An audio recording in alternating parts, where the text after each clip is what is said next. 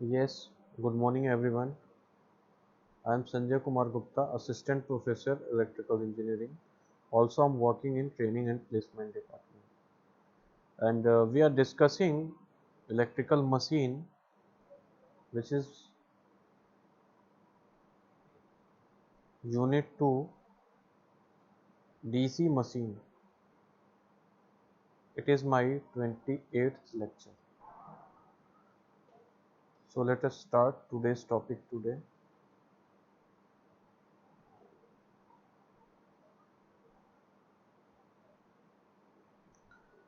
Now, generating तथा motoring action में क्या डिफरेंस होता है, उसके सिद्धांत को हम लोग डिस्कस करने वाले हैं. देखिए, generating action, whatever generator is going to perform action, that is called generating action. अब डिस्कस करने से पहले मैं बताना चाहूँगा, मोटर का डेफिनेशन आपको बताया गया था. मोटर जो है आपका इलेक्ट्रिकल एनर्जी को कन्वर्ट करेगा, that is in mechanical energy. Okay.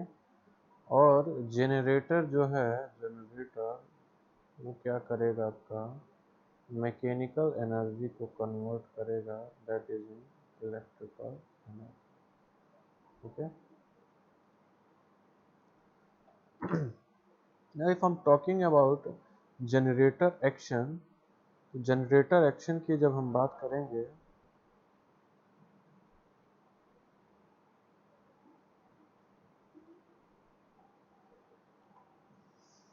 देखिए, जब मशीन जनरेटर की तरह कार्य करती है, इस समय फील्ड एक्साइटेड होता है. फील्ड को एक्साइटेशन देंगे तो क्या होगा, जनरेटर की तरह वर्क करेंगे. और आर्मेचर प्राइम मूवर से घूमता है.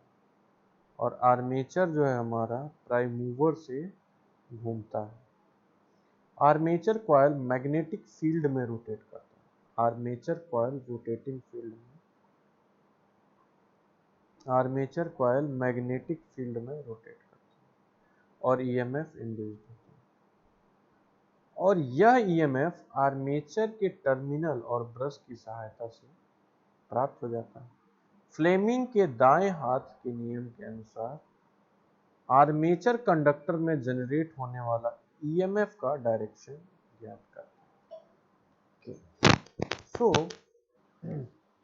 जनरेटिंग एक्शन की जब हम बात करेंगे, let us suppose if I'm talking about generator, so input will be mechanical energy and output will be electrical energy. And EMF जो induced होगा,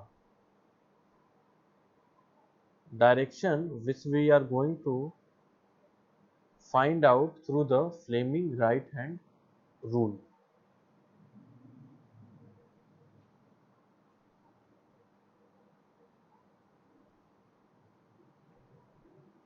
मशीन के अंदर जो EMF हमारा जनरेट हुआ है, जनरेटर है, ये हमारा क्या है, that is EG.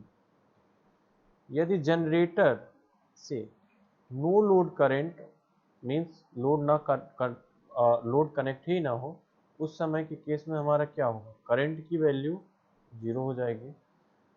Means load connected ही नहीं है. If there is no load RL नहीं है, जब लोड कनेक्ट नहीं होगा means there is open circuit. और ओपन सर्किट में हमें पता है कि करंट की वैल्यू क्या होती है, शून्य होगी. ओपन सर्किट में हमारा क्या होगा, करंट की वैल्यू शून्य होगी. लेकिन ओपन सर्किट के अक्रॉस हमारा वोल्टेज एग्जिस्ट करेगा and that is equals to terminal voltage. देखिए, जनरेटिंग एक्शन को समझने के लिए आपका यहाँ दिखाया गया फिगर में, देखिए ये हमारे साउथ और ये नॉर्थ पोल है. मैग्नेटिक फील्ड लाइन हमारी जो है नॉर्थ से साउथ की तरफ जाएंगे. ओके. नाउ हमने क्या किया है, इस ये जो आर्मेचर है हमारा, इसको दो पार्ट में ब्रेक कर दिया है समझाने के लिए. तो ये जो हमारा जो क्रॉस है, ये देखिए इनसाइड के लिए है. क्रॉस क्या है, दैट रिप्रेजेंट इनसाइड. और dot that represent outside.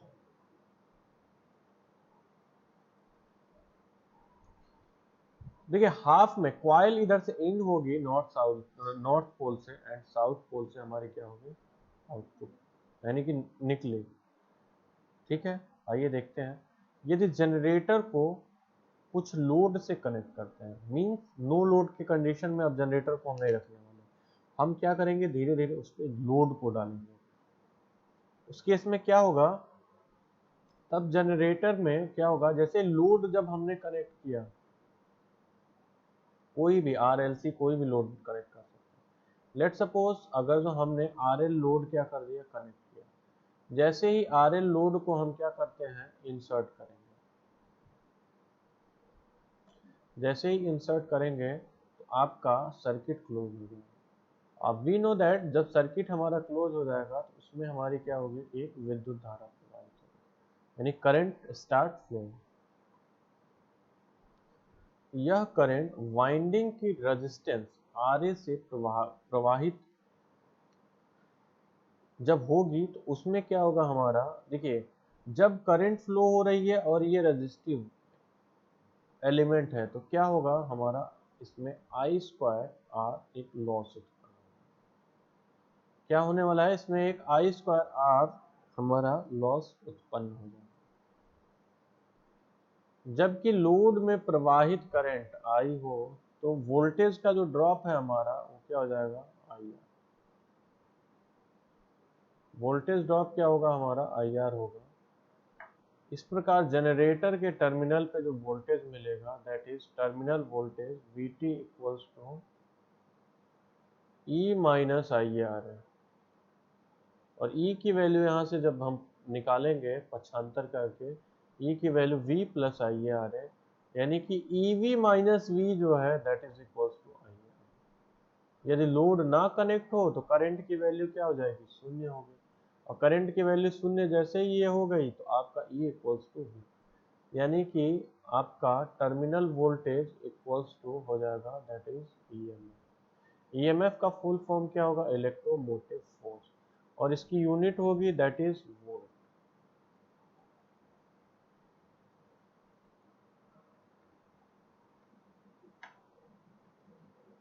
Now moving toward next, motor action.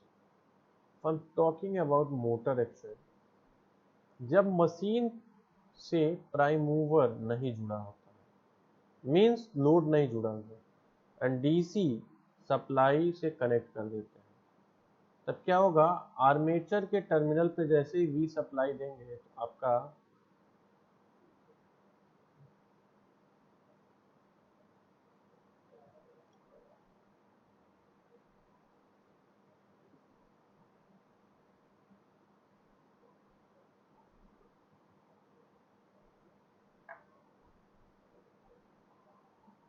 यहाँ मोटर एक्शन, इसको समझने के लिए देखिए डायरेक्शन ऑफ रोटेशन जो हम फाइंड आउट करेंगे, that is based on Fleming के लेफ्ट हैंड रूल के थ्रू इसमें आइडेंटिफाई कर लेंगे। ये हमारे नॉर्थ एंड साउथ क्या है, मेन पोल्स है, और मैग्नेटिक फील्ड्स लाइन जो चलेंगी that will start from north to south.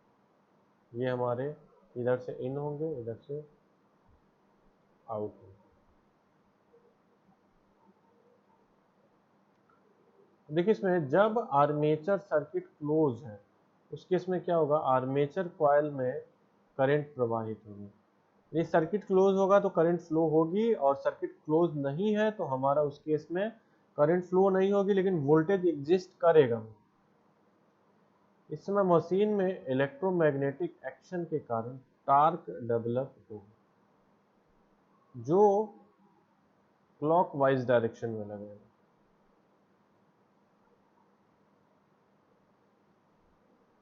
Armature जब रोटेट होता है तो उसमें ईएमएफ क्या होगा, इंड्यूस होगा।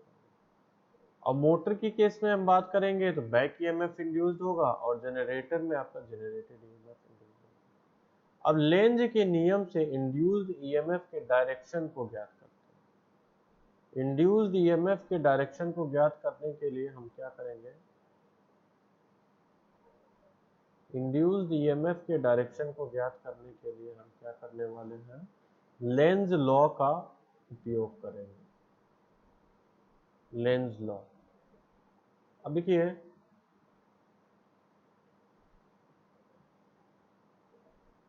इस तरह मोटर में उत्पन्न हुए इंड्यूस्ड ईएमएफ को बैक ईएमएफ कहते हैं।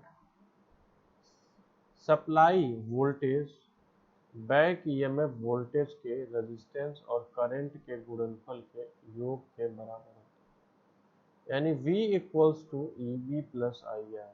V equals to EB plus IA। यह क्या है हमारा मोटर का सूत्र। अब हम बात कर लेते हैं, यहाँ पे एक हमारा लॉ आया है लेंज लॉ, यानी प्रेरित विद्युत वाहक बल की यहाँ बात करता है। तो प्रेरित विद्युत वाहक बल उसका विरोध करेगा यानी अपोजिशन करेगा जिस कॉज से वो उत्पन्न हो रहा है, that is called Lenz law. यानी कि जो जिससे उत्पन्न हो रहा है वो उसी का क्या करेगा, विरोध करेगा। क्योंकि देखिए आपका जब सप्लाई वोल्टेज दे रहे हैं तो हमारा बैक ईएमएफ जनरेट हो रहा है, और ये बैक ईएमएफ क्या कर रहा है, बैक ईएमएफ मोटर में जो मेन सप्लाई है हमारा उसी का अपोज कर रहा है। और इसका जो डायरेक्शन हम फाइंड आउट करने वाले हैं किससे हम लोग करने वाले हैं, फ्लेमिंग के लेफ्ट हैंड रूल से इन केस ऑफ मोटर।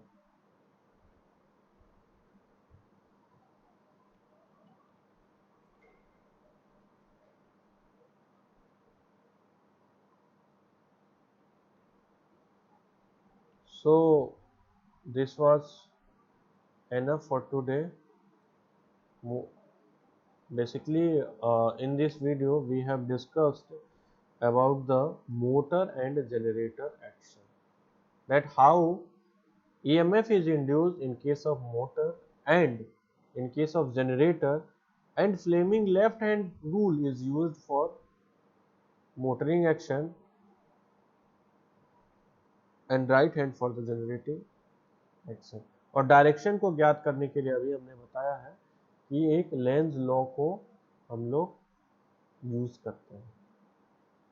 और बेसिक कॉन्सेप्ट में ही आता है कि सर्किट अगर जो आपका ओपन है, ओपन सर्किट में करंट की वैल्यू हमेशा क्या होगी, शून्य होगी। ओपन सर्किट में करंट की वैल्यू हमेशा शून्य होगी, लेकिन वोल्टेज वहां पे जरूर एग्जिस्ट करेगा। So I think it's enough for today. Thank you.